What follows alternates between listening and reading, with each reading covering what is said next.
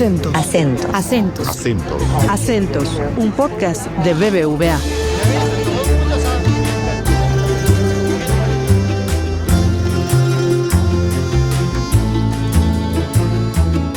Bienvenidos al podcast de BBVA Acentos. Vamos a conversar nuevamente con Carlos Serrano Herrera, economista jefe de BBVA Research México, para analizar los principales resultados del más reciente informe Situación México y las perspectivas para 2026. Carlos, muchas gracias por acompañarnos y ayudarnos a entender el contexto económico que vive el país. Carmen, siempre es un placer estar aquí. Doctor Serrano, en este informe se mantiene tu perspectiva de crecimiento para 2025 en 0.7% y hacen una revisión marginal al alza para 2026 de 1.2%. Y aunque hay un sesgo a la baja por las revisiones que hace el INEGI de trimestres que previamente fueron estimados, ¿qué factores explican esta revisión para 2026 y qué condiciones serían necesarias para que la recuperación sea más sólida? En efecto, hay un sesgo a la baja para nuestro pronóstico de 2025 por estas revisiones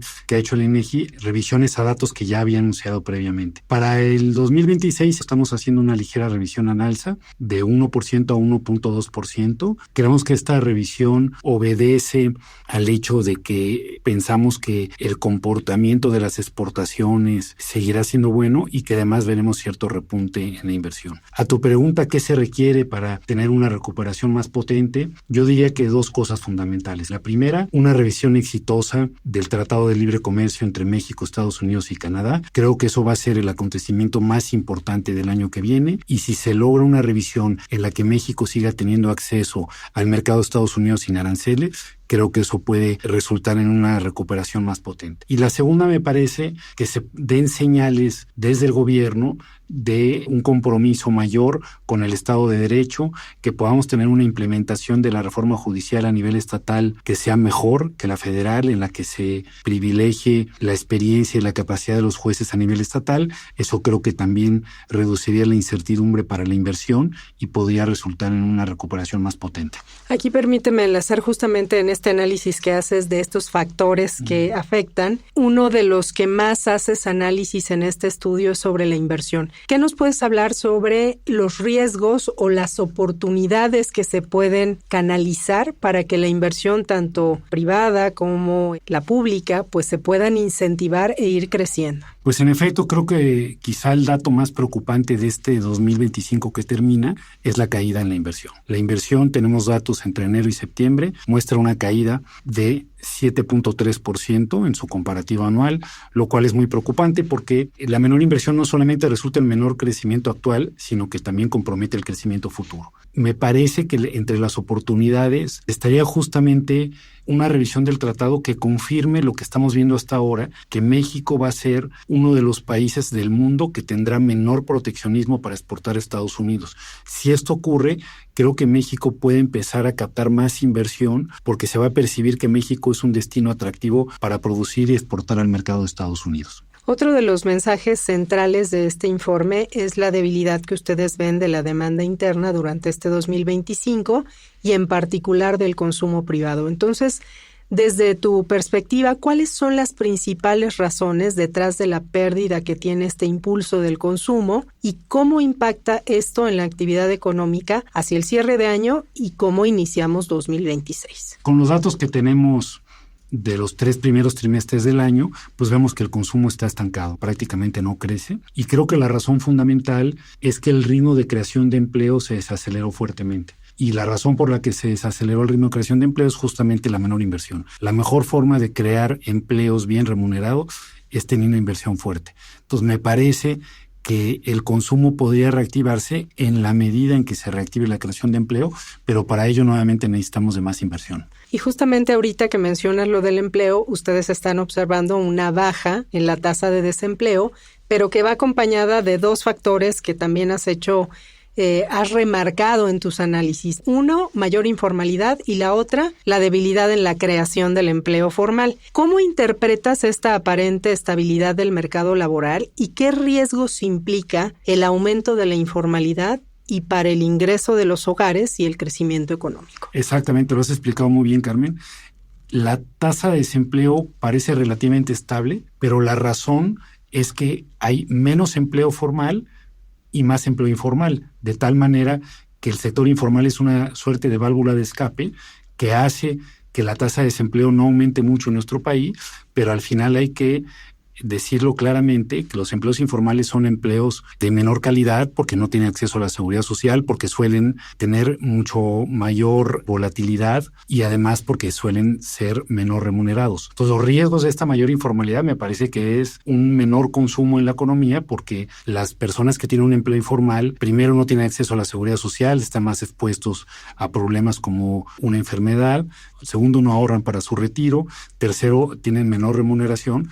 Entonces, creo que todo esto va a incidir en un menor consumo para las familias y a nivel macroeconómico, pues más informalidad también me parece que resulta en menor productividad. Carlos, ahora hablemos de la inflación. ¿Qué cambios ves en este escenario para el país a partir de este informe y qué factores consideras que han permitido que la inflación tenga este comportamiento que ven ahora y si anticipas algún riesgo para 2026? En general, lo que hemos visto es que a lo largo del año se ha venido consolidando el proceso desinflacionario. La inflación está por debajo del 4%, que es la banda superior del objetivo del Banco de México. En noviembre tuvimos un repunte, estábamos en 3.6% en octubre, en noviembre tuvimos un repunte a 3.8%. Me parece que esto se explica tanto por un fenómeno base de comparativo. También creo que se explica por el hecho de que los efectos del Buen Fin no fueron tan potentes como se anticipaba o como han sido en otros años, pero creo que eso no implica que el proceso desinflacionario vaya a interrumpirse. Como dices, hay riesgos para el año que viene. Creo que el principal es el siguiente. Vamos a ver mayor inflación en el primer trimestre del año. Y esa mayor inflación se va a explicar porque van a entrar impuestos a algunos bienes suntuarios, como por ejemplo alcohol y tabaco, también porque van a entrar aranceles a importaciones de países con los que no tenemos tratado de libre comercio, fundamentalmente China, y esto va a traer inflación en el primer trimestre del año. En principio debe ser un aumento transitorio en la inflación de una sola vez, que se debe de diluir. El gran riesgo es que eso pueda desanclar las expectativas de inflación y con mayores expectativas de inflación del público podamos ver una inflación más persistente. Creo que el Banco de México va a tener que ser particularmente cauto en asegurarse que las expectativas no vayan a desanclarse ante lo que en principio debe ser un aumento temporal de la inflación. Y siguiendo con la política monetaria y por supuesto con el Banco de México, ¿cuál es tu lectura sobre el actual posicionamiento que tiene Banxico y cómo influye esta debilidad en la actividad económica y el comportamiento de la inflación en estas decisiones? Yo creo que el Banco de México ha actuado de forma acertada este año con la reducción en la tasa de política monetaria. Veníamos de niveles de tasas de 11.25%, entonces llevarlas a niveles de 7% creo que ha sido un acierto. ¿Por qué? Porque ya se había consolidado, como ya mencionaba, el proceso desinflacionario y al mismo tiempo estamos en una situación de mucha debilidad en la economía, lo cual pues da espacio para que el Banco de México baje. Yo creo que hacia adelante el Banco de México va a tener que ser más cauto. Creo que el año que viene veremos muchas menos bajadas. Nosotros creemos que pueden ser 1 o 2 bajadas porque ya estamos acercándonos al terreno neutral, pero yo en general diría que viendo lo que ha ocurrido con la economía, lo que ocurre con el tipo de cambio que se ha fortalecido, el actuar del Banco de México ha sido correcto. Por último, doctor Serrano, me gustaría que nos des un balance de las finanzas públicas del país. Creo que el gobierno ha hecho un esfuerzo importante de consolidación fiscal después del déficit tan elevado que dejó el último año de la administración anterior, el déficit más alto desde finales de los 80. Esta administración hizo un esfuerzo y creo que vamos a ver cómo va a bajar el déficit desde 5.7%, que fue lo que tuvimos en 2024, a 4.3% en 2025. Entonces creo que eso fue acertado. Claramente no podíamos seguir con esos niveles de déficit tan elevados. Hacia adelante creo que el gran reto es que México sigue siendo un país con baja recaudación, la menor recaudación en la OECD, de las más bajas de América Latina, y creo que eventualmente obviamente habría que intentar tener una recaudación más fuerte para que el país pueda tener la inversión necesaria en infraestructura, en educación y salud. Para tener esa recaudación me parece que el reto central está en reducir la informalidad. Carlos, ¿algún mensaje que crees que nos esté faltando, que sería fundamental que nuestros escuchas se llevaran de este comportamiento que va a tener la economía mexicana hacia 2026? Yo lo que diría es que evidentemente el 2025 fue un año complicado, es un año donde hubo menor creación de empleo, donde la economía se desaceleró. Y yo lo que transmitiría es que hoy los elementos que tenemos sobre la mesa nos hacen pensar que 2026 va a ser un mejor año que 2025 y además que si llegamos a tener un proceso exitoso de revisión del Tratado de Libre Comercio, México eventualmente puede estar en una senda de mejor crecimiento de forma más permanente, porque México me parece que tiene las condiciones para integrarse todavía más en las cadenas de valor con Estados Unidos y de ser un exportador todavía más potente de lo que hoy es. Gracias a Carlos Serrano Herrera, economista jefe de BBVA Research México, por compartirnos tu análisis y ayudarnos a entender mejor la situación económica del país. Al contrario, gracias por invitarme como siempre. Y a ustedes que nos escuchan, muchas gracias por acompañarnos. Acentos. Acentos. Acentos. Acentos. Acentos.